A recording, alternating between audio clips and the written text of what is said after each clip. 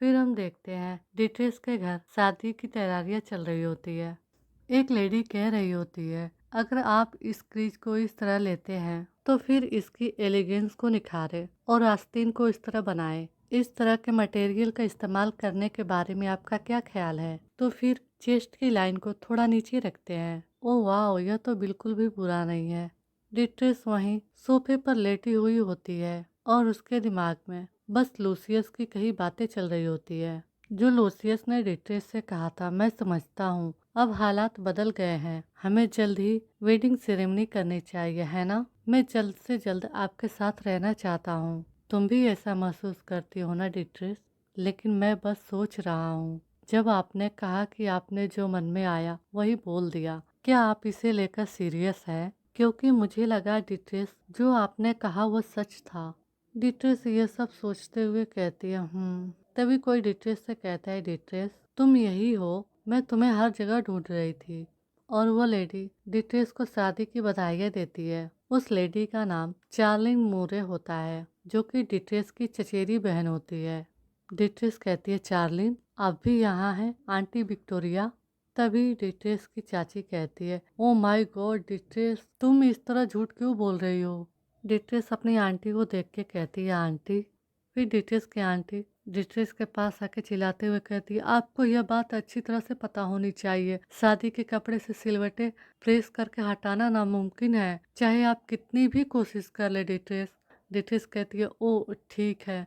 ये लेडी डिट्रेस की आंटी होती है, जिसका नाम विक्टोरिया मुरे होता है। और फिर वो लेडी मुड़कर जल्दी जल्दी जाते हुए कहती है, आप यहीं रुकिए, मैं उनसे कुछ और कपड़े लाने के लिए कहूँगी। डिट्रेस और चार्लिन दोनों चुपचाप हैरान होकर उस लेडी को देखती है। फिर चार्लिन हंसते हुए कहती है, आपकी शादी की वजह से मेरी माँ काफी बिजी है। फिर वो डिट्रेस से कहती है, खैर हर कोई इस बारे में बात कर रहा है कि उसने तुम्हें कैसे प्रपोज किया, तो क्या लूसियस ने टेम्पल के सामने तुम्हारा वेट किया था? डिट्रेस उदास होते हुए कहती है, हाँ। फिर चार्लिन कहती है, क्या तुमने मेरे साथ हुई घटना के बारे में सुना? मेरे मंगेतर सिट के बारे में, जिसने अपना कारोबार ठप होने के बाद ही पनाह ली थी। उस समय मेरा दिल टूट गया था, लेकिन आपकी कहानी ने मुझे बहुत उम्मीद दी। मतलब डिट्रेस, तुम उस इंसान से शादी करने जा रही हो जिससे तुम्हारा 6 साल पहले ब्रेकअप हो गया था। इसलिए मुझे लगता है कि मेरी प्यारी सिड भी किसी दिन मेरे पास वापस आ सकती है। इधर डिट्रेस अपने मन में सोचती है, क्या वो लड़की है? सीरियसली? फिर डिट्रेस कहती है, लूसियस और मैं। तभी चार्लिन बीच में ही बोल पड़ती है, मुझे पता है आपके और सर इलियट के बीच में कुछ खास बात है, लेकिन कौन कह सकता है कि मेरे साथ कुछ खास नहीं होगा? और हाँ, क्या आप इतने समय से सर इलियट का इंतजार नहीं कर रही थी?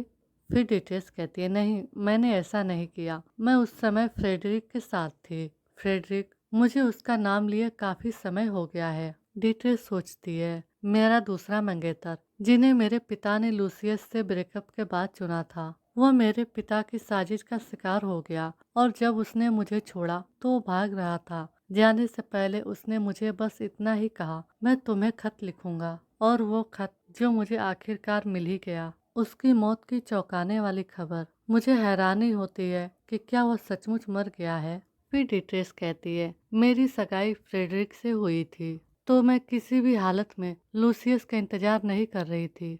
फिर चार्लिन हंसते हुए कहती है, लेकिन अगर आपने ऐसा किया तो क्या होगा? अरे यार डिट्रेस, नाटक करना बंद करो, ये हमारे बीच की बात है, तुम्हें पता है ना? आखिर में आपको सर इलियट से बिना किसी ब्लेम के शादी करने का मौका मिल गया। तभी डिट्रेस चिल्लाते हुए कहती है, चार्लिन मूरे तुम। चार्लिन की मॉम डिट्रेस और चार्लिन को हल्ला करते हुए देखती है। फिर वो कहती है, तुम दोनों के बीच क्या चल रहा है? बच्चों जैसी हरकतें करना बंद करो, यहाँ और भी लोग हैं। फिर चार्लिन कहती है, माँ ऐसा नहीं है, मैंने कुछ नहीं किया। तभी चार्लिन की मॉम कहती है, तुम चुप रहो। डिट्रेस, मैं चाहती हूँ कि तुम जवाब दो। फिर डिट्रेस अपना चेहरा दूसरी तरफ घुमा लेती है और कुछ नहीं कहती। चार्लिन चौंक जाती है। फिर चार्लिन की मॉम परेशान होते हुए कहती है, चार्लिन थोड़ी देर के लिए बाहर जाओ। फिर चार्लिन कहती है, क्या? मैं? लेकिन? तभी चार्लिन की मॉम कहती है, लेकिन कुछ नहीं, बाहर वेट करो। चार्लिन कहती है, यस मॉम। फिर चार्लिन के जाने के बाद चार्लिन की मॉम डिट्रेस से कहती है, माय डियर, मुझसे बात करो, क्या कुछ हुआ है? डिट्रेस चुपचाप सोफे पे बैठी होती है। वो कहती है नहीं, कुछ नहीं हुआ। फिर चार्लिन की मॉम कहती है तुम बिल्कुल भी होने वाली दुल्हन जैसी नहीं दिख रही हो। क्या यह शादी एक शाही फरमान है? यह सुनते ही डिट्रेस चौंक जाती है। डिट्रेस की आंटी समझ जाती है। फिर वो कहती है ओह डियर डिट्रेस, एक बिल्कुल भी अनजान इंसान तुम्हारे लिए बेहतर होता। ज्यादा टेंशन मत लो, भले ही लूसियस बुरा बर्ताव करे, वह बुरा बर्ताव ज्यादा देर तक नहीं टिकेगा। आप दोनों जिंदगी भर के लिए शादीशुदा रहेंगे और इंसान इतने लंबे टाइम तक गुस्सा रहने के लिए काफी मजबूत नहीं होते। एक ही बिस्तर पर सोने के बाद ज्यादातर चीजें तुम्हें छोटी लगने लगेगी। आपको बस शुरुआत में इसे बर्दाश्त करना होगा। डिट्रेस चुपचाप सुनती है। फिर हम नेक्स्ट सीन में देखते हैं डिट्रेस अपने कमरे में सो रही होती है। तभी उसे एक आवाज सुनाई देती है जो कि उसे कोई कह रहा होता है डिट्रेस प्लीज मुझे देखो। वो इंसान डिट्रेस का सेकंड फियांसे फ्रेडरिक होता है। वो डिट्रेस से कहता है मैं तुमसे मिलने आया हूँ डिट्रेस। फिर डिट्रेस चिल्ला के कहती है फ्रेडरिक तुमने ये कैसे किया? फिर वो फ्रेडरिक से कहती है क्या तुम जिंदा थे? आपने कभी मुझे खत क्यों नहीं लिखा? फिर हम देखते हैं फ्रेडरिक के पैरों के नीचे पानी उमड़ता हुआ दिखाई देता है। डिट्रेस कहती है फ्रेडरिक कुछ बोलो, तुम अभी तक सांस कैसे ले रहे हो? फ्रेडरिक चुप रहता है। फिर वो डिट्रेस से कहता है मुझे लगता है कि आपने किसी और से सगाई कर ली है। आखिरकार आपने मेरा कभी वेट नहीं किया। डिट्रेस घबराते हुए अपना हाथ फ्रेडरिक की तरफ बढ़ाते हुए कहती है क्या? तुम्हारा क्या मतलब है फ्रेडरिक? जब सबने कहा कि तुम मर चुके हो तब भी मैं। डिट्रेस अपना हाथ बढ़ाकर फ्रेडरिक के हाथ को पकड़ती है। तभी अचानक से बहुत सारा पानी आ जाता है और फ्रेडरिक उसमें बहने लगता है। डिट्रेस अपना हाथ बढ़ाकर फ्रेडरिक को पकड़ रही होती है। वो चिल्लाती है फ्रेडरिक। फ्रेडरिक अपना हाथ बढ़ाते हुए कहता है डेट्रिस। डेट्रिस अपना हाथ फ्रेडरिक की तरफ करते हुए कहती है फ्रेडरिक मेरा हाथ पकड़ो और बस थोड़ा और फिर फ्रेडरिक डूबने लगता है। वो डिट्रिस से कहता है प्लीज डिट्रिस मुझे बचाओ। डिट्रिस यह सब देखने के बाद वो उदास होकर बैठ जाती है। तभी फ्रेडरिक कहता है देखा, मुझे पता था। सच तो यह है कि मैं तुम्हारे लिए मायने ही नहीं रखता। यह सुनकर डिट्रेस चौंक जाती है।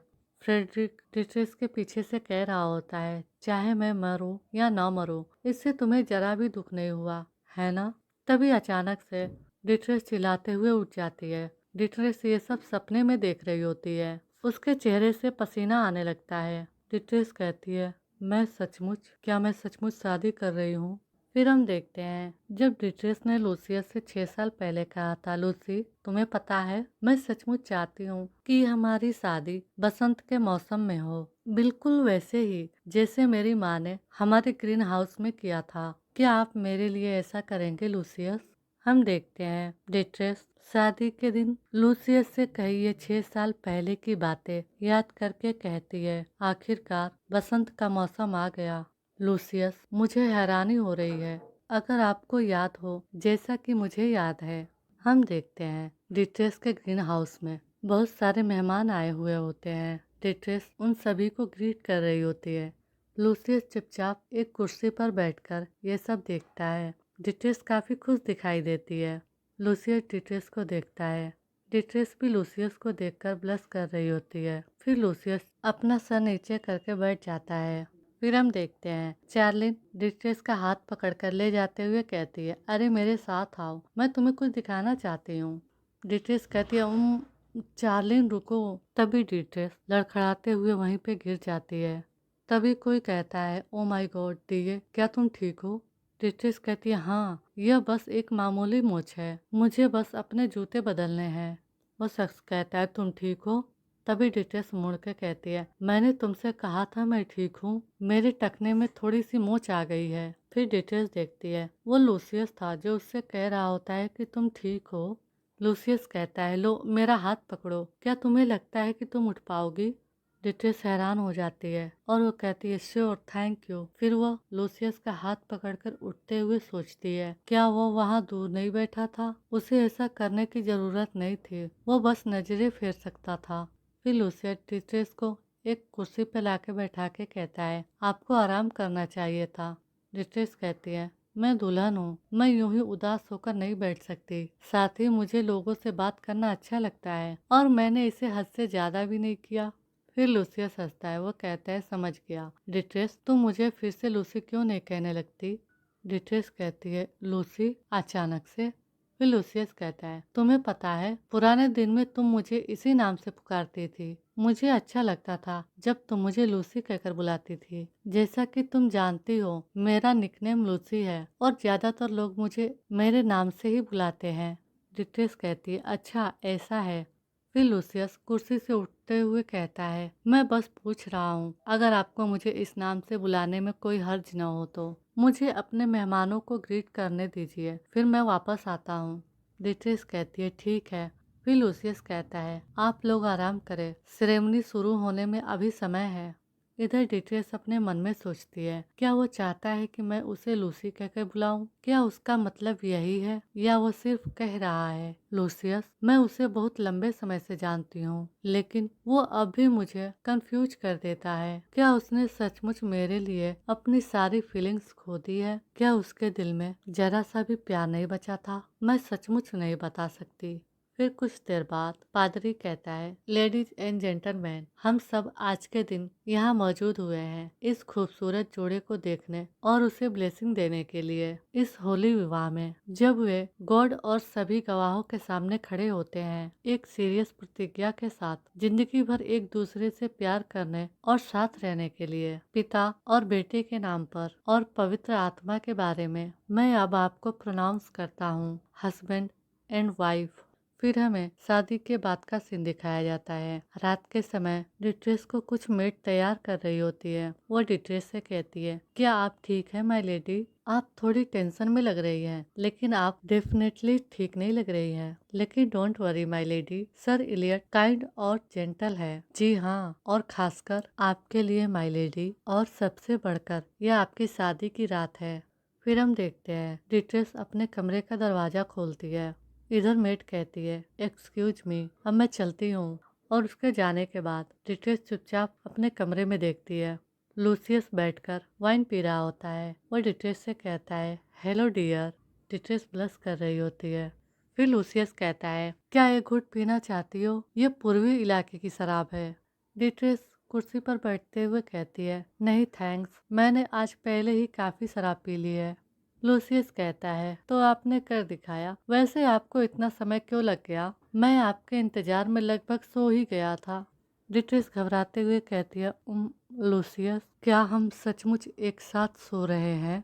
यह सुनकर लूसियस चौंक जाता है। फिर वह हंसते हुए कहता है, सच में? तुम अभी अभी तो यहाँ आई हो। आपको पता है, आपके आने से पहले मैंने आपके कमरे का जायजा लिया था। डिट्रेस कहती है, क्या? फिर लूसियस कहता है, मुझे बताया गया था कि हमारा नया कमरा पहले आपका था, लेकिन फिर मुझे यह देखकर हैरानी हुई कि यहाँ तो कुछ भी खास नहीं था। फिर डिट्रेस घबराते हुए कहती है, क्या आप इस बात से उदास हो गए? लूसियस कहता है, नहीं, वाकई में नहीं। बस जब हम 6 साल पहले डेटिंग कर रहे थे, तब मैं अक्सर तुम्हारे कमरे की कल्पना किया करता था, जैसे जब मैं तुम्हें कांटेक्ट नहीं कर पा रहा था क्योंकि तुम बीमार थी, या जब भी मैं आपके खत को पढ़ता हूँ। कुछ लोग कहते हैं कि किसी इंसान के कमरे को देखकर उसके बारे में बहुत कुछ पता चल सकता है, लेकिन मुझे लगता है कि यह जरूरी नहीं है कि सच हो। या फिर रुकिए, शायद यह आपके जैसा ही है, एक ऐसा कमरा जिसमें ज्यादा कुछ नहीं है। इधर ये सब बातें सुनने के बाद डिट्रेस मन में सोचती है, यह क्या है? इन सब बातों से उसका क्या मतलब है? वह मुझसे क्या उम्मीद कर रहा है? वो डर से कांप रही होती है। तभी लूसियस कहता है, खैर अब बस इतना ही। फिर डिट्रेस कहती है, तुम कहाँ जा रहे हो? लूसियस कहता है, नीचे लेटने के लिए। हमारे एजेंडे में कुछ और भी है क्या? फिर वो पलंग पर बैठकर डिट्रेस को अपनी तरफ बुलाते हुए कहता है, यहाँ आ जाए। डिट्रेस भी लूसियस के पास आकर बैठ जाती है। लूसियस डिट्रेस को देखता है, फिर कहता है, क्या आप जानती है, कुछ टाइम के लिए मैंने हर रात तुम्हारे सपने देखे और उन सपनों में हम।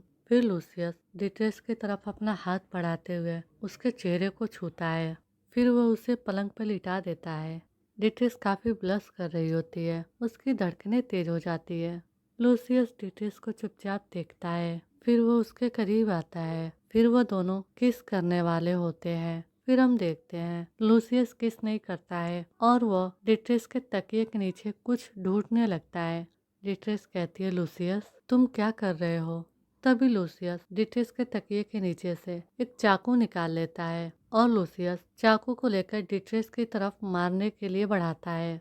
डिट्रेस यह देख के डर जाती है। वो लूसियस से कहती है, तुम ये क्या कर रहे हो? वो कांप रही होती है। फिर लूसियस डिट्रेस से कहता है, रिलैक्स, मैं तुम्हें चाकू नहीं मारूंगा या ऐसा कुछ नहीं करूंगा। फिर लूसियस बेड पर एक तरफ बैठ जाता है। डिट्रेस कहती है, तो फिर वो खंजर किस लिए है? मुझसे बात करो, तुमने ऐसी चीज क्यों छिपा रखी थी? आप मुझे सुन रहे हैं लूसियस? लूसियस, आप इसे नीचे क्यों नहीं रख देते? यह खतरनाक है। फिर डिट्रेस कहती है, आप ये क्या कर रहे हो? लूसियस कहता है, जैसा कि आप देख सकती हैं, मैं अपने हाथ पर एक निशान छोड़ रहा हूँ हमारे प्यार भरे वेडिंग नाइट के प्रूफ के रूप में, ताकि दूसरे लोग यकीन कर ले कि यह सच में हुआ था। डिट्रेस डर जाती है। फिर लूसियस कहता है, आप इतने हैरान क्यों दिख रही हैं? क्या तुम्हें सच में उम्मीद थी कि मैं तुमसे प्यार करूंगा? ऐसा नहीं होगा, न आज न कभी। हम दोनों के भले के लिए, इसलिए आपको इस बारे में चिंता करने की जरूरत नहीं है। फिर डिट्रेस कहती है, क्या आप अफेयर करने की प्लानिंग कर रहे हैं? लूसियस कहता है, वेल कौन जाने। फिर डिट्रेस कहती है, लोग जिस्मानी ताल्लुक से परहेज नहीं करते सिर्फ इसलिए कि उनके बीच प्यार है। अगर मुझसे पहले कोई और आपके बच्चे को जन्म दे देता है। लूसियस चुपचाप ये सुनता है। फिर वह हंसते हुए कहता है, तो तुम क्या कह रही हो डिट्रेस? क्या तुम मुझसे प्यार करने के लिए कह रही हो? डिट्रेस चौंक जाती है। फिर लूसियस कहता है, आप जानती है पति पत्नी के उस रिश्ते की जिम्मेदारी की बात कर रही है, जैसे कि मेरा तुम्हें छूना और हमारा एक दूसरे के साथ जिस्मानी ताल्लुक बनाना। क्या आपको सच में लगता है कि हमारे बीच कुछ हो सकता है? मतलब मुझे लगता है कि मैं कर सकता हूँ, लेकिन आपका क्या ख्याल है? डिट्रेस, मुझे आज भी याद है कि जब मैंने तुम्हें बस हल्का सा छुआ था, तब भी तुम कितनी नफरत भरी नजरों से मुझे देख रही थी। फिर डिट्रेस रोते हुए चिल्लाते हुए कहती है, आप क्या कह रहे हैं? मैं कभी उस तरह से दिखती भी थी क्या? लूसियस कहता है, मुझे मत छुओ, तुम एक झूठे इंसान हो जो नाजायज संतान हो, इसलिए प्यार पाने की हिम्मत मत करना। ये आपके ही शब्द थे डिट्रेस, 6 साल पहले। उस दिन डिट्रेस तुमने जो चेहरा बनाया था, मुझे आज भी वो सब याद है जैसे कल ही हुआ हो। अगर हम साथ सोए और तुम मेरे बच्चे को जन्म दो तो क्या होगा? तुम्हें मेरे उस वंश का बोझ उठाना ही पड़ेगा जिससे तुम इतनी नफरत करती हो, और मैं उतना बुरा नहीं हूँ, तुम्हें पता है। इसीलिए मैं फिर कभी तुमसे प्यार नहीं करूँगा। गुड नाइट डिट्रेस। ये कहकर लूसियस वहाँ से चला जाता है। डिट्रेस कहती है, लूसियस। फिर डिट्रेस उदास होकर वही पलंग पर बैठी होती है। फिर हमें दूसरे दिन का दिखाया जाता है। डिट्रेस सोई होती है। फिर वो अपनी आंखें खोलती है। वो उठकर पलंग पर बैठती है। फिर हमें दिखाया जाता है डिट्रेस और लूसियस दोनों ब्रेकफास्ट कर रहे होते हैं। डिट्रेस लूसियस से कहती है, तुम इतनी सुबह कहाँ गए थे? मैंने आपको आसपास नहीं देखा। फिर लूसियस कहता है, ओह, मैं घुड़सवारी करने गया था। डिट्रेस कहती है, क्या सोवेल फॉरेस्ट? कोई हैरानी नहीं है, मुझे एक जानी पहचानी सी स्मेल आ रही थी। फिर लूसियस कहता है, तो क्या आपको अच्छी नींद आई? क्या आप ठीक ठाक हैं? फिर डिट्रेस हैरान होकर लूसियस को देखती है। वो कहती है, हूँ, क्या मैं ठीक महसूस कर रही हूँ? फिर डिट्रेस अपने पीछे देखती है। उसकी मेड पीछे से आपस में बातें करते हुए हंस रही होती है। डिट्रेस खामोश रहती है। फिर वो कहती है कि आप सब लोग हमें छोड़कर जा सकती हैं। फिर सारे मेड के बाहर जाने के बाद लूसियस डिट्रेस से कहता है, आपने उन्हें जाने के लिए क्यों कहा? मैंने अपनी बात पूरी नहीं की थी। फिर डिट्रेस अपना मुंह पूछते हुए कहती है, क्या शादी ही हमारे नाटक का अंत नहीं था? मुझे यह मत कहो कि तुम चाहते हो कि मैं यह बचकाना काम जारी रखूं। फिर लूसियस कहता, असल में नहीं, लेकिन मुझे दिख रहा है कि तुमने शादी की अंगूठी भी नहीं पहनी है। फिर डिट्रेस कहती है, वह मेरी ड्रेसिंग टेबल पर है। फिर लूसियस कहता है, जब तुम मुझसे मिलने आई थी तब भी तुमने वही अंगूठी पहनी हुई थी जो राजकुमार ने तुम्हें दी थी, लेकिन जो मैंने तुम्हें दिया था उसे तुमने अगले ही दिन उतार दिया। मुझे लगता है कि यह मुझे समझाने का एक आसान तरीका तुम्हें मिला। फिर डिट्रेस कहती है, घर के अंदर शादी की अंगूठी न पहनना कोई एबनॉर्मल बात नहीं है। यह एक बार की गलती थी। आप कब तक इसे लेकर मुझे ताने मारते रहेंगे? मतलब कल रात तुमने जो कुछ कहा और किया वो सब भी तुम मेरे साथ क्या करने की कोशिश कर रहे हो? फिर लूसियस कहता मैं कल रात के लिए माफी मांगता हूँ, लेकिन अच्छी बात यह है कि मेरे आलीशान बंगले में शिफ्ट होने के बाद हम शायद ही कभी एक दूसरे से बात करेंगे। डिट्रेस कहती है, आप क्या कहना चाहते हैं? लूसियस कहता है, जैसा नाम से ही साफ है, जब तक कोई जरूरी काम ना हो मैं आपसे नहीं मिलूंगा। फिर डिट्रेस कह रही होती है, क्या आप अलग अलग कमरों के इस्तेमाल करने की बात कर रहे हैं? लूसियस कह रहा होता है, हाँ सही। डिट्रेस कहती है, हम अलग अलग कमरों में रहेंगे। फिर हम देखते हैं डिट्रेस और लूसियस बग्गी में बैठकर लूसियस के घर को जा रहे होते हैं। लूसियस कहता है, डिट्रेस क्या आप ठीक है? आप ठीक नहीं लग रही है। डिट्रेस कहती है, खैर मैं बस थोड़ी थकी हुई हूँ। फिर लूसियस डिट्रेस के पास आके बैठ जाता है। डिट्रेस कहती है, वो व्हाट? फिर लूसियस डिट्रेस का सर अपने कंधे पर रखता है। डिट्रेस ब्लश करने लगती है, उसकी धड़कनें तेज हो जाती है। फिर वो लूसियस को धक्का देकर हटाते हुए कहती है, व्हाट? नहीं, छूना नहीं मुझे। लूसियस चौंक कर डिट्रेस को देखता है। फिर वो डिट्रेस से कहता है, हम अभी पहुंचे नहीं है, थोड़ी देर के लिए रुक जाओ। हवेली पहुंचते ही मैं तुम्हें एक डॉक्टर से इलाज करवाऊंगा, इसीलिए थोड़ा सब्र रखो। डिट्रेस चुपचाप लूसियस को देखती है। फिर हम देखते हैं डिट्रेस और लूसियस दोनों बंगले में पहुंचते हैं। बाहर बहुत सारी मेड डिट्रेस का स्वागत करती है। डिट्रेस उस बंगले को देखती है। फिर एक नौकर डिट्रेस से कहता है, माय लेडी, मैं आपको पूरी बात समझा देता हूँ, प्लीज मुझे फॉलो करें। यह जगह सिर्फ पेंटिंग के लिए इस्तेमाल की जाती है। थोड़ा सा इंतजाम करके गेट का अरेंजमेंट भी कर सकते हैं। डिट्रेस कहती है, क्या ऐसा करने के लिए कोई सोशल क्लब भी है? वो नौकर कहता है, बिल्कुल, लोग बारी बारी से छोटी मोटी पार्टियां और इस तरह के आयोजन करते रहते हैं, और वहाँ एक नोबल कपल भी है जिनसे आप बातचीत कर सकते हैं। फिर डिट्रेस काँप रही होती है। वो कहती है, क्या ऐसा है? लूसियस चुपचाप डिट्रेस को देखता है। फिर लूसियस उस नौकर से कहता है, हमें कल तक निरीक्षण कार्य पूरा कर लेना चाहिए। उसे उसके कमरे में ले जाओ और डॉक्टर को बुलाओ। वो नौकर कहता है, क्या वो बीमार है? लूसियस कहता है, जब हम रास्ते में थे तब से उसे लगातार बुखार है। मुझे गार्डन पर बिल्कुल भी भरोसा नहीं है, इसलिए प्लीज कुछ दूसरे डॉक्टर को भी साथ आने के लिए कहें।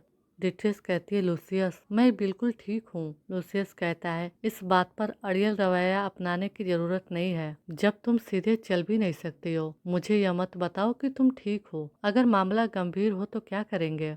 फिर डिट्रेस कहती है, क्या तुमने मुझे ये कहते हुए नहीं सुना कि मैं बस थोड़ी सी थकी हुई हूँ? लूसियस कहता है, क्या आपको एहसास भी है कि आपको कितना तेज बुखार है? क्या आप इसे ठीक मानती है? फिर डिट्रेस कहती है, क्या आपने यह नहीं कहा था कि हमें एक दूसरे से निपटने की जरूरत नहीं पड़ेगी? फिर लूसियस कह रहा होता है, तो तुम चाहती हो कि जब तक तुम बीमार हो मैं तुम्हें पूरी तरह से अनदेखा कर दूं? इधर बेचारा नौकर इन दोनों की झगड़ों की बातें सुन रहा होता है। फिर वो कैसे भी करके कहता है, एक्सक्यूज मी, क्या मुझे डॉक्टर से सलाह लेनी चाहिए? फिर डिट्रेस कहती है, वक्तव्य को पूरा करना मेरा कर्तव्य है। क्या तुम मेरे इसे खत्म होने तक का इंतजार नहीं कर सकते? आपने साफ कहा था कि यहाँ आने के बाद हम एक दूसरे से कभी बात नहीं करेंगे, या फिर वो झूठ था? लूसियस चुपचाप डिट्रेस को देखता है। फिर कहता है, आई एम सॉरी कि मैंने आपको जल्दबाजी करवाई, लेकिन आपको डॉक्टर से न मिलने की जिद छोड़ देनी चाहिए। मुझे सचमुच आपकी चिंता है, बस इतना ही। डिट्रेस चुपचाप लूसियस को देखती है। फिर कहती है, क्या आप सचमुच मेरे बारे में परेशान हैं? आखिर मैं तुम्हारे लिए हूँ क्या? तुम मुझसे खिलवाड़ कर रहे हो। बहुत अच्छा, मैं डॉक्टर से मिलूंगी, लेकिन ऐसा कभी मत करना। मुझे दोबारा इस तरह तुम्हारे सामने झुकने पर मजबूर करने की कोशिश मत करना। फिर लूसियस कहता है, वाह, सबमिट करना तो बढ़ा चढ़ाकर करने जैसा लगता है। मैं अभी डॉक्टर को बुलाने जाता हूँ, आराम करने की कोशिश करो। तभी डिट्रेस कहती है, लूसी। लूसियस चौंक के डिट्रेस को देख के कहता है, यस। फिर डिट्रेस कहती है, प्लीज अपने वेटर से मेरे लिए थोड़ा ठंडा पानी लाने को कहो। क्या आप कहेंगे? लूसियस कहता है, जरूर, मैं ऐसा करूँगा। फिर लूसियस वहाँ से चला जाता है। डिट्रेस चुपचाप लूसियस को देखती है। लूसियस अपना कोट उतारते हुए सोच रहा होता है जो उसने डिट्रेस से कहा था, क्या आप मुझे फिर से लूसी कहकर बुलाना शुरू कर सकती हैं? वो सोचता है, मुझे लगा था कि अब इससे मुझे कोई फर्क नहीं पड़ेगा। क्या मेरे मन में अब भी उसके लिए फीलिंग्स बची है? फिर हमें डिट्रेस के बचपन का दिखाया जाता है, जब डिट्रेस एक बेंच पर बैठ के कह रही होती है, मुझे क्या करना चाहिए, मेरा पैर खराब हो गया है। तभी एक लड़का वहां आके कहता है, क्या आपको हेल्प की जरूरत है? वो लूसियस होता है। डिट्रेस उसे देखती है, फिर कहती है, नो थैंक्स, लेकिन मैं इसे खुद ही संभालने की कोशिश करूंगी। लूसियस नीचे बैठते हुए कहता है, यह काफी दर्दनाक लग रहा है। इससे पहले कि हालात और खराब हो जाए, आपको इसे वापस अपनी जगह पर रखना होगा। वो डिट्रेस का पैर अपने हाथ में लेकर देखता है। डिट्रेस के पैर की हड्डी खिसक गई होती है। लूसियस उसे लेकर एक जगह पर बैठाने की कोशिश कर रहा होता है। डिट्रेस कहती है, आप क्या कर रहे हो? लूसियस कहता है, स्टेबल रहो वरना गड़बड़ हो सकती है। फिर डिट्रेस चिल्लाते हुए कहती है, रुको, मुझे मत छुओ, मैंने कहा रुको। तभी लूसियस डिट्रेस का पैर खींच के फिर एक जगह अस्थायी रूप से बैठा देता है। डिट्रेस चिल्ला रही होती है। वो चिल्लाते हुए कहती है, आउच, ये क्या हो रहा है? फिर वो लूसियस से कहती है, किसने आपसे मदद मांगी थी? फिर लूसियस कहता है, क्या आपने मदद नहीं मांगी? जब तुम मेरी तरफ देख रही थी तो मुझे लगा जैसे तुम्हारी आंखों ने कहा हो मेरी मदद करो। फिर डिट्रेस कहती है, आई एम सॉरी। लूसियस कहता है, खैर मुझे तुम्हारी निगाहें महसूस हो रही थी। लूसियस सोचता है, टाइम टू टाइम, मैं बस। फिर डिट्रेस कहती है, अगर इससे आपको अनकंफर्टेबल महसूस हुआ तो मुझे माफ कर दे मिस्टर फेनरी। मुझे आपके बारे में कुछ अजीब सा महसूस हुआ, इसलिए मैंने ऐसा कहा। फिर लूसियस कहता है, अजीब? फिर डिट्रेस कहती है, आप वहीं बैठे रहते हैं अपने ख्यालों में खोए हुए। आप आमतौर पर खुशमिजाज रहते हैं, लेकिन उन पलों में आप कुछ अलग दिख रहे थे। फिर डिट्रेस हंसते हुए कहती है, क्या आपको मेरी बातों से तकलीफ पहुंची? मुझे माफ कर दीजिए। लूसियस कहता है, नहीं माय लेडी, मुझे बस यह जानने की एक्साइटमेंट रहती है कि आपकी नजरों में मैं कैसा दिखता हूँ। मुझे बताओ, मुझ में क्या अलग था? मैं खुद से थोड़ा प्यार करता हूँ, इसलिए मुझे दूसरों से अपने बारे में सुनना अच्छा लगता है। फिर वह डिट्रेस की तरफ झुकते हुए कहता है, तो आखिर क्या अलग था मुझ में? फिर डिटेल्स घबराते हुए कहती है, ओह ठीक है, मैं। फिर वो बुदबुदाते हुए कहती है, यह कुछ खास नहीं है, तुम थोड़े उदास लग रहे थे और ऐसा लग रहा था कि आपको बुरे ख्याल आ रहे थे। लूसियस कहता है, बुरे ख्याल? फिर डिट्रेस उठकर जाते हुए कहती है, मुझे माफ कीजिए, लेकिन मुझे अब जाना होगा, मेरी आंटी मेरा वेट कर रही होगी। लूसियस कहता है, मुझे अपनी हेल्प करने दें। डिट्रेस कहती है, नहीं मैं ठीक हूँ। फिर लूसियस कहता है, लेकिन आपका टखना। डिट्रेस जाते हुए कहती है, मैं बिल्कुल ठीक हूँ, अगर आप मुझे जाने की इजाजत दे तो। तभी लूसियस डिट्रेस का हाथ पकड़ के कहता है, प्लीज वेट करो, मत जाओ। डिट्रेस कहती है, मुझे वाकई जाना होगा। फिर लूसियस कहता है, मुझे इससे कोई फर्क नहीं पड़ेगा, मैं बस आपकी हेल्प करना चाहता हूँ, भले ही आप मना कर दें। जैसा कि आप पहले से ही जानती हैं, मैं एक बैड पर्सन हूँ। फिर प्रेजेंट में हम देखते हैं टॉमी लूसियस से कहता है, मास्टर। फिर वो लूसियस पर चिल्लाते हुए कहता है, आखिरकार आप पागल हो ही गए है ना? लूसियस कहता है, अब क्या हुआ और क्यों?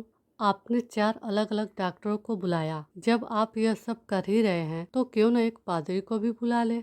लूसियस कहता है, डेट्रिस बीमार थी। फिर टॉमी कहता है, बात तो यही है, लेकिन साथ ही मैंने आपकी शादी के बारे में कुछ बातें सुनी है। तो क्या आपने अपनी शादी की रस्म ड्यूक के महल के अंदर ही ग्रीन हाउस में की थी? लोग उनके बगीचे की खूबसूरती की तारीफ कर रहे थे और मैं सोच रहा था कि शायद यही वजह नहीं होगी। मैं बागवानी का काम करते करते इतना थक गया हूँ कि मेरी कमर पसीने से भीग गई है। क्या इससे आपको कोई फर्क पड़ेगा मास्टर?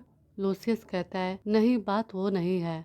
टॉमी लूसियस को घूर रहा होता है। फिर वो कहता है, मास्टर, क्या आपको याद नहीं कि पास्ट में आपके साथ क्या हुआ था? आपको जागने की जरूरत है, किसी लेडी के हाथों खुद को बर्बाद होने से पहले। तभी लूसियस कहता है, मैं दोबारा कभी भी डिट्रेस के प्यार में नहीं पड़ूंगा, बस अब इतना ही। अब डिट्रेस मुझे ढूंढने आएगी, मैं ये जिम्मेदारी आप पर छोड़ता हूँ कि आप उसे सब कुछ समझा दें। फिर टॉमी कहता है, जैसे क्या समझाऊं? लूसियस कहता है, वजह यह है कि वह कुछ नहीं कर सकती।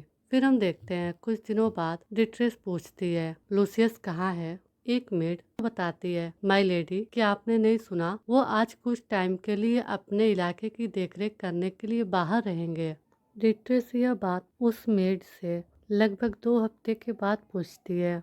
फिर वो कहती है, ओह क्या ऐसा है। फिर वो सोचती है, शायद यह अच्छी बात है कि हम अक्सर एक दूसरे से नहीं मिलते, लेकिन इन दीवारों के अंदर कुछ किए बिना अपनी पूरी जिंदगी बिताने का ख्याल ही मुझे डरा देता है। इससे मैं खोई हुई महसूस करूंगी।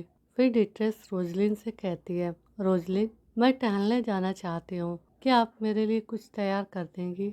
रोजलिन कहती है, जी हाँ फौरन। फिर रोजलिन डिट्रेस से पूछती है, ओ वैसे माय लेडी, क्या आपके एजेंडे में कुछ और ऑफिशियल नहीं है। फिर डिट्रेस हंसते हुए कहती है, अरे हाँ, मुझे लगता है कि लूसियस ने स्टीवर्ट से कहा था कि मुझे फिलहाल अकेला छोड़ दे, क्योंकि मैं अभी पूरी तरह से ठीक महसूस नहीं कर रही हूँ। फिर डिट्रेस हंसते हुए कहती है, क्या मैं बहुत आलसी लग रही हूँ। फिर रोजलिन चिल्लाते हुए कहती है, क्या, नहीं नहीं बिल्कुल नहीं, मेरा मतलब बिल्कुल भी यह नहीं था। फिर वह हंसते हुए कहती है, मतलब आखिर आप दोनों नए शादीशुदा जोड़े हैं, आपको बेशक सभी ऑफिशियल मामलों को एक तरफ रख देना चाहिए और एक साथ समय बिताना चाहिए। मुझे पूरा यकीन है कि इसलिए वो आपको काम करने के लिए कोई ऑफिशियल दस्तावेज नहीं दे रहे हैं। वो आपके बारे में कितना सोचते हैं। डिट्रेस खामोश होकर रोजलिन की बातें सुनती है। फिर वो मुड़ते हुए कहती है, हाँ हम सचमुच नए शादीशुदा जोड़े हैं। फिर वो रोजलिन से कहती है, रोजलिन क्या तुम स्टीवर्ट को मुझसे मिलने के लिए कहोगी। रोजलिन कहती है, अभी, लेकिन क्या आप टहलने नहीं जा रही है माय लेडी। डिट्रेस कहती है, मैं पहले ऐसा करने की सोच रही थी, लेकिन मैंने अपना ख्याल बदल लिया है। मैं नई शादीशुदा जोड़ा होने की वजह से यूं ही खाली नहीं बैठना चाहती, मुझे भी साथ देना चाहिए। मुझे आलसी कहलाना बिल्कुल पसंद नहीं है, आप जानती हैं ना। फिर हम देखते हैं टॉमी बगीचे में बैठकर फूलों में से घासों को निकाल रहा होता है। तभी एक नौकर आके कहता है, टॉम। टॉम मुड़ के उस नौकर को देखता है। वो नौकर कहता है, घर की मालकिन आपसे मिलना चाहती है। टॉम कहता है, मुझे देख रहे हो ना, अभी अभी इसी वक्त मिलेंगी क्या। इधर डिट्रेस सोच रही होती है, मुझे कुछ इस तरह की उम्मीद थी। ऐसा नहीं है कि मैंने इस तरह की घटना होने की कल्पना नहीं की थी, लेकिन क्या वह मुझे इन दीवारों के अंदर इग्नोरेंस में कैद करने की कोशिश कर रहा है। लूसियस, तुम मेरा बदला लेने के लिए कितनी हद तक जाने का इरादा रखते हो। फिर हमें फ्लैशबैक में दिखाया जाता है कि इस वजह से डिट्रेस ये सब बातें सोच रही होती है। फ्लैशबैक में हम देखते हैं वह नौकर जो टॉमी को बुलाने गया होता है, वह डिट्रेस को ग्रीट करके फिर कहता है, प्रॉपर्टी रिलेटेड दस्तावेजों के बारे में मैं आपकी किसी भी तरह से मदद नहीं कर सकता। फिर डिट्रेस कह रही होती है, मुझे समझ नहीं आ रहा कि ऐसा क्यों है। फिर वो नौकर कहता है, क्योंकि मुझे ऐसा करने के लिए मास्टर की इजाज़त नहीं है। फिर डिट्रेस कहती है, तो क्या लूसियस ने तुम्हें मुझसे कहा कि मुझे उन तक पहुंचने न दो। वो नौकर कहता है, शायद आपको थोड़ा आराम करना चाहिए। मैं समझता हूँ कि आपने बहुत कुछ झेला है, आपको इस प्रॉपर्टी के मामलों से परेशान होने की ज़रूरत नहीं है। मुझे पूरा यकीन है कि मास्टर चाहेंगे कि आप अच्छी तरह आराम करें।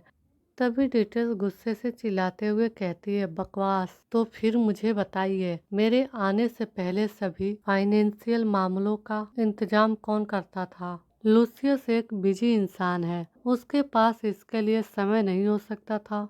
फिर वो नौकर कहता है, टॉम विल्सन ही सब कुछ संभाल रहे हैं, वे मास्टर के लिए भरोसेमंद इंसान है। आपके आने के दिन वो बागवानी में बिजी थे, इसलिए हो सकता है कि आपने उन्हें न देखा हो। मैंने सुना है कि वह आपके लिए एक खूबसूरत बगीचा बनाने के लिए कड़ी मेहनत कर रहे हैं।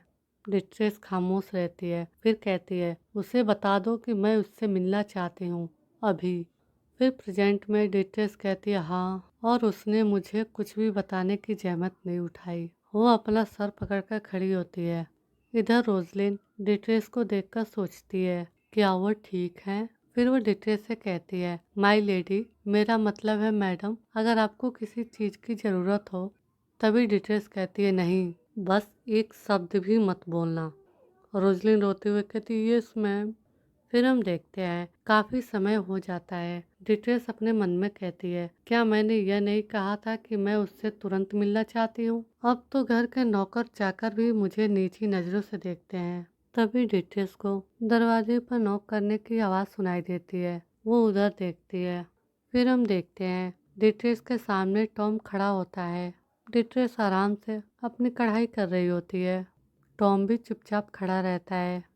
फिर डिटेल्स टॉम से पूछती है, इसलिए मैंने सुना है कि आप चार्ज ऑफ द लीडर हैं। टॉमी कहता है, हाँ ये सही है। फिर डिटेल्स कहती है, और क्या मेरे हस्बैंड ने कहा कि वो शादी के बाद भी ये जिम्मेदारी तुम्हारे हाथ में छोड़ देंगे। टॉमी कहता है, मेरी समझ से तो यही है। फिर डिटेल्स कहती है, मुझसे बिना डिस्कस किए ही। टॉमी कहता है, यह उनकी बेहद बिजी दिनचर्या को जानते हुए लगभग उनके पास आपको बताने का समय नहीं था। फिर डिटेल्स कहती है, हाँ मुझे बताने का समय ही नहीं है। यह कितना मजाकिया है। मुझे तुम्हारी मालिक से बात करनी होगी, उन्हें बता देना। टॉमी चुप रहता है। फिर डिटेल्स कहती है, मुझे यकीन है कि मैं इतना बताने के लिए अब काफ़ी हूँ। टॉमी कहता है, इतनी मामूली बात के लिए। फिर डिटेल्स गुस्से से कहती है, आपने कहा कि यह बात मामूली है, यही है ना। फिर टॉमी कहता है, मेरे मास्टर का मानना है कि आपके लिए इससे दूर रहना ही सबसे अच्छा है, और मैंने हमेशा अपने ड्यूटी को पूरे अच्छे तरीके से निभाया है, इसलिए मैं अपना बेस्ट जारी रखूंगा और आपको इसमें दखल देने की कोई ज़रूरत नहीं है। यह सुनते ही डिटेल्स का दिमाग खोल जाता है। वो कहती है, क्या मैं दखल दे रही हूँ? तुम सच में? डिटेल्स इससे आगे कुछ कह पाती, तभी रोजलिन चिल्लाते हुए कहती है, ये कितना ढीठ है। वो चिल्लाते हुए टॉम की तरफ बढ़ रही होती है। डिटेल्स हैरान होकर रोजलिन को देखती है। टॉम चुप रहता है। फिर रोजलिन टॉम को चिल्लाते हुए कहती है, अभी इसी वक्त घुटनों पर बैठ जाओ और माई लेडी से माफ़ी मांगो। टॉमी रोजलिन को कहता है, तुम ही बदतमीज हो, तुम्हारी हिम्मत कैसे हुई मुझ पे हुक्म चलाने की। फिर रोजलिन टॉमी के कान में उंगली डालकर धकेलते हुए कहती है, तुम देखो तुम अपने मास्टर को कैसे बुलाते हो। ऐसे रवैये के लिए तुम्हें राजमहल में अच्छी खासी पिटाई खानी पड़ती। फिर टॉमी कह रहा होता है, तो क्या यह आपको राजमहल जैसा दिखता है? रोजलिन फिर चिल्लाते हुए कहती है, तुम अब भी पलटवार जवाब दे रहे हो? सचमुच जवाब दे रहे हो? तभी डिटेल्स आकर उन दोनों का सर पकड़ के नीचे बैठा देती है। वो दोनों चौंक जाते हैं। डिटेल्स गुस्से से उन दोनों को कहती है, चुप रहो तुम दोनों। रोजलिन डिटेल्स से कहती है, I am sorry my lady. फिर टॉमी कहता है, मैं शायद देखने में कुछ खास न लगूं, लेकिन पैसे को अपने फायदे के लिए इस्तेमाल करने की मेरी प्रतिभा बेजोड़ है। इस परिवार के फाइनेंशियल मामलों को संभालने के लिए भी यही बात लागू होती है। मैंने हाल ही में अपने मास्टर की प्रॉपर्टी को दुगना किया है, लेकिन ऑफ कोर्स आपको इस बात की परवाह नहीं थी कि मैं या मास्टर का भरोसेमंद सहायक कौन था, और अब जाकर आप इस बारे में मास्टर से बात करने की इच्छा जता रही हैं, क्योंकि आपको लगता है कि आपके अधिकारों का उल्लंघन हुआ है। अगर आप सच में मास्टर की परवाह कर रही होती तो उनकी पत्नी होने के नाते क्या आपको पहले मेरे बारे में थोड़ा बहुत जान लेना नहीं चाहिए था? किसी काम के लिए क्यों परेशान होना? फिर डिटेल्स कहती है, मुझे लगता है कि आप तारीफ के लिए तरस रहे हैं। अगर मैं वर्कलोड संभाल भी लूं, तभी मुझे आपकी मदद की जरूरत पड़ेगी, इसीलिए अपनी जगह खोने की चिंता न करें। अगर आप वाकई उतने ही अच्छे हैं जितना आप दावा करते हैं, तब मैं आपके टैलेंट को ध्यान में रखूंगी। टॉमी कहता है, मेरे मास्टर ने मुझे कभी भी आपको अधिकार सौंपने के लिए नहीं कहा, तो अगर आप सचमुच उनकी मदद करना चाहती है तो चीज़ों को वैसे ही क्यों नहीं छोड़ देती जैसे वे हैं। फिर डिटेल्स कहती है कि आपको नहीं लगता कि यही वजह है कि मुझे लूसियस के लिए आगे आना चाहिए। हम शादी के बंधन में बंध जाएंगे, लेकिन आप तो बस एक ऐसे इंसान हैं जिन्हें नौकरी पर रखा गया है। मेरे पास बहुत कुछ है, लेकिन तुम्हारे पास ज्यादा कुछ नहीं है। अब सवाल यह उठता है कि कौन बराबर और ठीक तरीके से मामलों को संभालने में ज्यादा काबिल होगा। फिर टॉमी कहता है कि आप यह कहना चाह रही है कि मैंने फ्रॉड किया या कुछ और?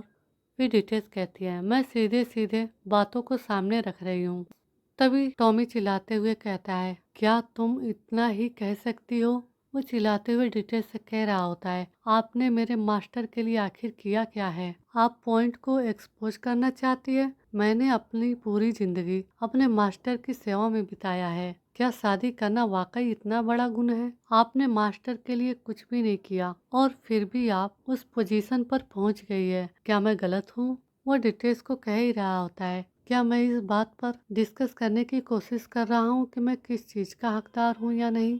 हाँ हाँ मैं हूँ। मुझ जैसे लो बोर्न में जन्मे इंसान को भी लोगों के बीच यकीन का महत्व अच्छी तरह से पता है। आपने तो उन्हें बस ऐसे ही छोड़ दिया, जैसे किसी आवारा कुत्ते को छोड़ देते हो। जैसे ही सच्चाई का पर्दाफाश हुआ और अब आप यह जताना चाहती हैं कि आपको सच में उनकी परवाह है। माय लेडी, आप इतनी मतलबी कैसे हो सकती हैं? तभी अचानक से थप्पड़ की आवाज गूंजने लगती है। डिट्रेस टॉम के गाल पर एक जोरदार थप्पड़ मारती है। टॉम शांत हो जाता है। डिट्रेस कहती है, आप क्या जानते हैं? तुम यह सोचने की हिम्मत भी मत करना कि तुम्हें पूरी कहानी पता है, सिर्फ इसलिए कि आपने एक दो बातें सुन ली। फिर दूसरे सीन में हम देखते हैं लूसियस के साथ बैठे सभी नाइट आपस में बातें कर रहे होते हैं। एक नाइट कहता है, क्या वो सचमुच इतनी सुंदर है? मतलब मैंने लोगों को यह कहते सुना है कि वो कई सालों तक सबसे खूबसूरत सोशल लाइट मानी जाती थी।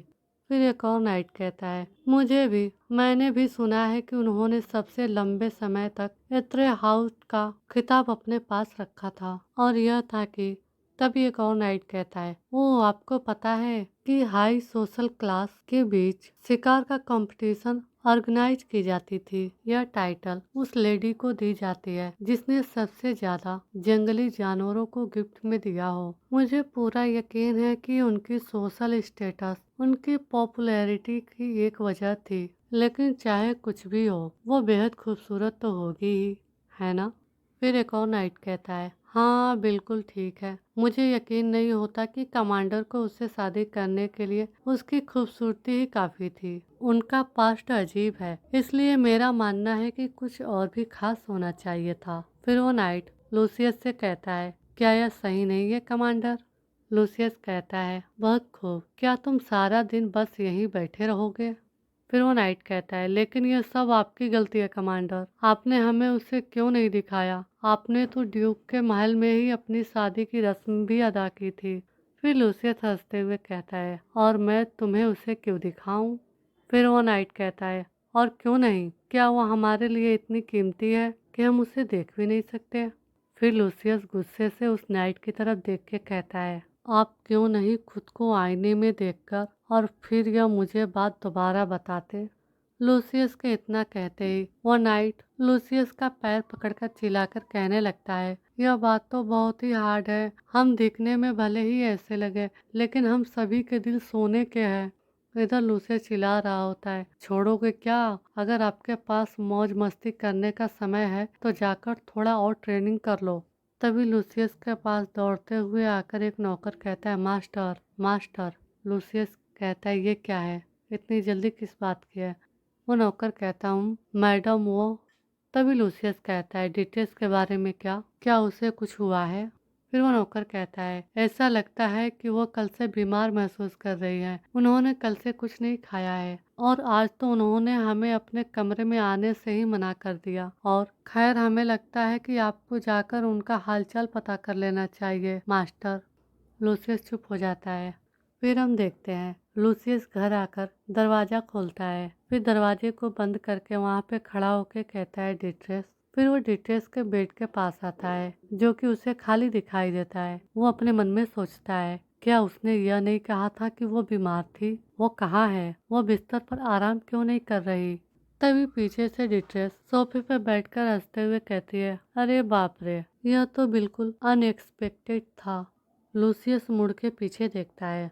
डिट्रेस कहती है, मुझे नहीं लगा था कि तुम भी उन लोगों में से होंगे जो मानते हैं कि मैं बीमार हूँ। फिर लूसियस कहता है, क्या तुमने सब कुछ झूठ बोला था? डिट्रेस कहती है, मैंने ऐसा जरूर किया क्योंकि तुम मुझसे प्यार करते हो। मुझे लगा था कि अगर तुम्हें पता चलेगा कि मेरी तबीयत ठीक नहीं है तो तुम मुझसे मिलने आओगे। फिर लूसियस कहता है, लोगों को लगता है कि शायद आप बेहोश हो गई थी या कुछ और। बाहर खड़े सभी नौकर और डॉक्टर उन दोनों की बातें सुन रहे होते हैं। फिर डिटेल्स कहती है, अरे इसकी चिंता मत करो, मैंने टाइम टाइम पर चिल्लाकर उन्हें यह बता दिया था कि ऐसा नहीं है। फिर लूसियस कहता है, आप जानती हैं कि अगर आप चाहे तो मुझसे मिल सकती है, आपको ऐसा करने की कोई ज़रूरत नहीं थी। डिटेल्स कहती है, क्या आपको यकीन है, क्योंकि जब भी मैंने आपको ढूंढा आप कभी वहाँ नहीं थे। फिर लूसियस कहता है, मुझे पता है कि मैं बहुत बिजी हो सकता हूँ, लेकिन आप यह भी जानती है कि मेरे पास आपसे बचने का कोई रास्ता नहीं है। फिर डिटेल्स कहती है, हाँ, आप कहते हैं कि आपके पास मुझसे बचने की कोई वजह नहीं है। आपने मुझसे सभी अधिकार छीन लिए और मुझे इन दीवारों के अंदर कैद कर दिया, और फिर भी आप कहते हैं कि आपके पास मुझसे बचने की कोई वजह नहीं है। इस बचकानी बकवास के बाद भी उस नौकर ने आपकी ओर से मुझ पर हमला किया। क्या सच में आपके पास मुझसे बचने की कोई वजह नहीं है? मुझे जवाब दो लूसियस। लूसियस डिट्रेस के पास आके कहता है, डिट्रेस शांत हो जाओ, तुम बहुत जल्दी भड़क जाती हो। डिट्रेस चुपचाप लूसियस को देखती है। लूसियस अपना हाथ डिट्रेस के चेहरे से हटा लेता है, फिर वह हंसने लगता है। डिट्रेस लूसियस को देखती है, फिर कहती है, इसमें हंसने वाली क्या बात है? क्या यह आपको मजेदार लगता है? क्या तुम मुझे मजाक समझते हो? लूसियस कहता है, खैर अगर मैं कहूँ कि यह मजेदार नहीं है तो मैं झूठ बोल रहा हूँ। फिर डिट्रेस कहती है, आप तो अपनी जिंदगी का भरपूर आनंद ले रहे हैं मुझे इस तरह बेइज्जत करके। लूसियस कहता है, हाँ, मुझे बताओ इसमें इतनी शर्मनाक बात क्या है? डिट्रेस कहती है, इस घर में मुझे अपनी पसंद की पेंटिंग भी नहीं मिल पा रही है। क्या आप जानते हैं, जब भी मैं कुछ करने की कोशिश करती हूँ आपके नौकर किसी और का नाम लेकर मुझे रोक देते हैं। फ्लैशबैक में हमें दिखाया जाता है, डिट्रेस एक नौकर से कहती है, तो फिर आप मुझे क्या राय देना चाहते हैं? क्या इस एक पेंटिंग को बदलने के लिए किसी से इजाज़त मांगनी पड़ेगी? वो मेड घबराते हुए कहती है, मुझे पूरी जानकारी नहीं है, लेकिन मेरी समझ से इसके लिए मैडम बेल को पहले इजाज़त देनी होगी। फिर डिटेल्स कहती है, आपका मतलब डिक्सी बेल से है? क्या तुम्हारी छोटी बहन और तुम्हारा वह दुस्साही नौकर ही यहाँ सब कुछ कहने की ताकत रखते हैं, जबकि मेरा कोई हक नहीं है? क्या आपको यकीन है कि मैं आपकी पत्नी हूँ, न कि सिर्फ कोई मेहमान जो यहाँ रहती है? फिर लूसियस कहता है, डिट्रेस, तुम्हें यूं ही उन कहे जाने वाले अधिकारों की सेवाएं लेने का हक नहीं है। पतियों को वह हक अपने पत्नियों को ट्रांसफर करना पड़ता है, आपको पता ही है। फिर डिट्रेस कहती है, कौन अब भी ऐसी पुरातन परंपराओं से चिपटा हुआ है? लूसियस कहता है, खैर मेरी ओर से क्या कहा जा सकता है, भले ही यह प्रथा पुरानी हो गई हो, फिर भी मैं इस परिवार का मुखिया हूँ और तुम मेरी प्यारी पत्नी हो। यह कहकर लूसियस डिट्रेस की तरफ देखता है, फिर कहता है, आपका बजट 30 लाख सिलिंग होगा, आप इसका जो भी इस्तेमाल करें मुझे कोई हर्ज नहीं होगी, बशर्ते आप इस बजट के भीतर ही रहें। डिट्रेस कहती हूँ। फिर लूसियस कहता है, बिल्कुल भी बुरा नहीं है, है ना? आप आराम कर सकती हैं और खाना खा सकती हैं और अपनी मनपसंद चीजें कर सकती हैं। मुझे आपसे कुछ नहीं चाहिए, इसलिए आप इसे अपनी मर्जी के हिसाब से खर्च करने के लिए फ्री हैं। फिर डिट्रेस कहती है, लूसियस अगर मैंने कुछ गलत किया हो तो? तभी लूसियस कहता है, आपको ये ऑफर पसंद नहीं आया। तुम्हें पता है मैंने अभी तुम्हें जो ऑफर दिया वो काफी काइंड है, तुम अब भी वही पुरानी लालची डिट्रेस हो। डिट्रेस कहती है, तो क्या शुरू से यही आपका मकसद था? लूसियस कहता है, मेरा मकसद? डिट्रेस कहती है, क्या तुम मुझसे इस तरह बदला लेने की सोच रहे थे जिस पल से तुमने मुझसे शादी करने का फैसला किया? फिर लूसियस कहता है, मुझे लगता है यह सब तुम्हें बदला लेने जैसा लग रहा है ना? सुनो डिट्रेस, आप जो चाहे सोच सकती है, लेकिन मैं चाहूँगा कि आप इसे पूरी तरह से गलत न समझें। मुझे तुम्हारे लिए कुछ भी महसूस नहीं होता। बदला लेने के लिए मेरे मन में जरा सी भी नाराजगी नहीं है। फिर डिट्रेस अपने मन में सोचती है, अगर मैंने लूसियस के शब्दों को बोलते समय उसका चेहरा न देखा होता तो शायद मैंने उसकी बात मान ली होती, लेकिन नहीं, उसके चेहरे के हाव भाव उसके शब्दों से कहीं अधिक सच्चे महसूस हो रहे थे, क्योंकि उसके चेहरे पर ऐसा भाव था जो तभी मुमकिन है जब किसी का दिल नफरत से भरा हो। आज का एपिसोड यहीं पर खत्म होता है। वीडियो को हाइप करना न भूलें। मिलते हैं अगले एपिसोड में।